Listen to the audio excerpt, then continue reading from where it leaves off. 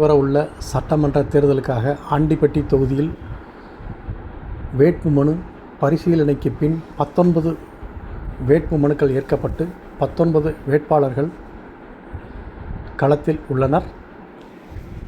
7ஆம் தேதி 12 மணி அளவில் அனைத்து வாக்குச்சாவடிகளிலும் 2 மின்னணு வாக்குப்பதிவு இயந்திரங்கள் பயன்படுத்த வாய்ப்புள்ளதாக தேர்தல் நடத்தும் அலுவலர் அறிவிப்பு.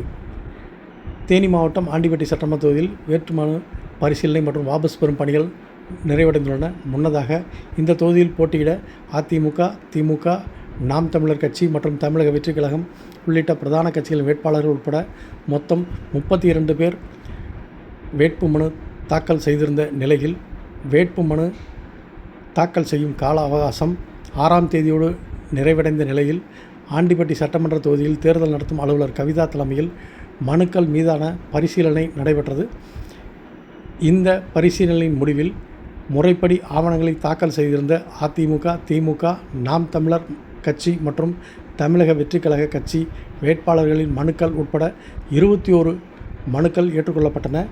இதனிடையே வேட்பு மனுக்களை வாபஸ் பெறுவதற்கான கடைசி நாளான இன்று தமிழக வெற்றிக் கழகம் சார்பில் மாற்று வேட்பாளராக மனு தாக்கல் செய்திருந்த ராதிகா என்பவர் தனது மனுவை முறைப்படி வாபஸ் பெற்றார்.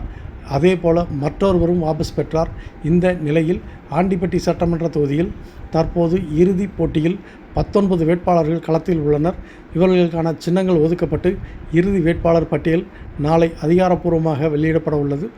தேர்தல் விதிகளின்படி ஒரு மின்னணு வாக்குப்பதிவு இயந்திரத்தில் நோட்டா உள்ளிட்ட அதிகபட்சமாக 16 பேர்கள் மட்டுமே இடம்பெற்ற நிலையில், தற்போது ஆண்டிப்பட்டி தொகுதியில் 19 வேட்பாளர்கள் களத்தில் இருப்பதால் நோட்டாவோடு சேர்த்து மொத்தம் 20 விருப்ப தேர்வுகள் வாக்குப்பதிவு இயந்திரத்தில் இடம்பெற வேண்டிய சூழல் உருவாகியுள்ளது. இதன் காரணமாக ஆண்டிப்பட்டி சட்டமன்ற தொகுதியில் உள்ள அனைத்து வாக்குச்சாவடிகளிலும் தலா 2 மின்னணு வாக்குப்பதிவு இயந்திரங்கள், அதாவது இவிஎம் இயந்திரம் பயன்படுத்தப்பட வாய்ப்பு உள்ளது. இதற்கான முன்னேற்பாட்டு பணிகளை தேர்தல் ஆணையம் தீவிரமாக மேற்கொண்டு வருகிறது. எனவே களத்தில் 19 வேட்பாளர்கள் இருப்பதால் தொகுதியில் தேர்தல் பரப்புரை மற்றும் போட்டி தற்போதிருந்து களைகட்ட தொடங்கியது.